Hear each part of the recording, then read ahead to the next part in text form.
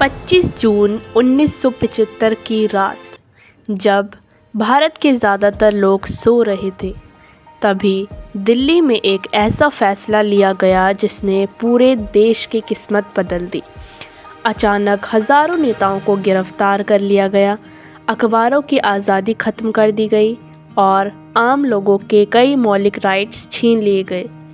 सरकार ने इसे देश की सुरक्षा के लिए ज़रूरी बताया, लेकिन बहुत से लोगों ने इसे भारत के लोकतंत्र पर एक बड़ा हमला कहा। यह कहानी है 1975 के आपातकाल की, जब पूरे देश की आज़ादी पर एक तरह से ताला लग गया था। 1970 के दशक की शुरुआत में भारत कई मुश्किलों से गुजर रहा था। देश में तेज़ी से महंगाई बढ़ रही थी, तेल संकट की वजह से आर्थिक हालात खराब हो रहे थे और बेरोज़गारी भी बढ़ती जा रही थी। इसी समय गुजरात और बिहार में बड़े छात्र आंदोलन शुरू हुए। इन आंदोलनों का नेतृत्व एक बेहद प्रभावशाली नेता ने किया, जिनका नाम था जयप्रकाश नारायण, जिन्हें लोग प्यार से जेपी कहते थे।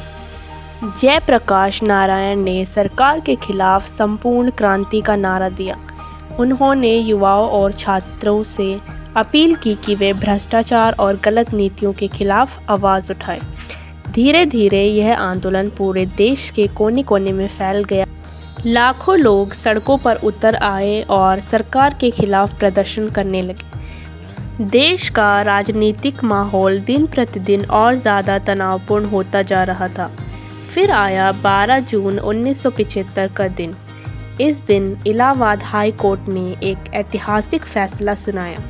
कोर्ट ने कहा कि 1971 के चुनाव में प्रधानमंत्री इंदिरा गांधी ने कुछ चुनावी नियमों का उल्लंघन किया था, इसलिए उनका चुनाव अवैध घोषित कर दिया गया। कोर्ट ने आदेश दिया कि इंदिरा गांधी अगले 6 ईयर्स तक कोई चुनाव भी नहीं लड़ सकती। इस फैसले से भारत की राजनीति में भूचाल आ गया। विपक्षी दलों ने इंदिरा गांधी से इस्तीफे की मांग शुरू कर दी। इसी बीच जयप्रकाश नारायण ने दिल्ली में रामलीला मैदान में एक विशाल रैली की। उन्होंने पुलिस और सेना से भी अपील की कि वे अन्यायपूर्ण आदेशों का पालन न करें। अब देश में राजनीतिक संकट अपने चरम पर था। फिर आई 25 जून 1975 की रात। उस रात प्रधानमंत्री इंदिरा गांधी ने प्रेसिडेंट फखरुद्दीन अली अहमद से मुलाकात की और देश में आंतरिक आपातकाल घोषित करने की सिफारिश की। कुछ ही घंटों के अंदर प्रेसिडेंट ने इस पर हस्ताक्षर कर दिए और आधी रात के बाद पूरे देश में इमरजेंसी लागू कर दी गई। रेडियो पर घोषणा की गई कि देश की सुरक्षा और स्थिरता बनाए रखने के लिए यह कदम उठाया गया है, लेकिन मीडिया पर सेंसरशिप लागू कर दी गई। अखबारों को कोई भी खबर छापने से पहले सरकार से अनुमति लेनी पड़ती थी। कई अखबारों ने विरोध में अपने अखबारों के पहले पन्ने खाली छोड़ दिए।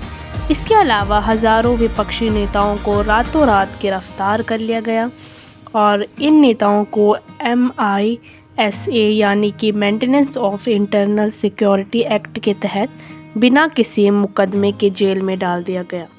इसने जनता में भारी नाराज़गी फैल गई। लगभग 18 महीने तक इमरजेंसी जारी रही। फिर 1977 में इंदिरा गांधी ने अचानक देश में चुनाव कराने का फैसला किया। उन्हें विश्वास था कि जनता उनका समर्थन करेगी, लेकिन चुनाव के नतीजे पूरे देश के लिए चौंकाने वाले थे। जनता ने इंदिरा गांधी की सरकार को हरा दिया और मोरारजी देसाई के नेतृत्व में जनता पार्टी की सरकार बन गई। यह भारत के इतिहास में पहली बार था जब केंद्र में कांग्रेस की सरकार को बर्खास्त किया गया। 1975 की इमरजेंसी भारत के लोकतंत्र का एक ऐसा अध्याय है जिसे आज भी इतिहास में बहुत बहस के साथ याद किया जाता है। कुछ लोग मानते हैं कि उस समय देश को स्थिर करने के लिए यह फैसला ज़रूरी था, लेकिन बहुत से लोग कहते हैं कि यह लोकतंत्र की आज़ादी पर सबसे बड़ा हमला था। जो भी हो, इस घटना ने भारत को यह सिखाया कि लोकतंत्र की असली ताकत सरकार में नहीं बल्कि जनता की आवाज़ में होती है।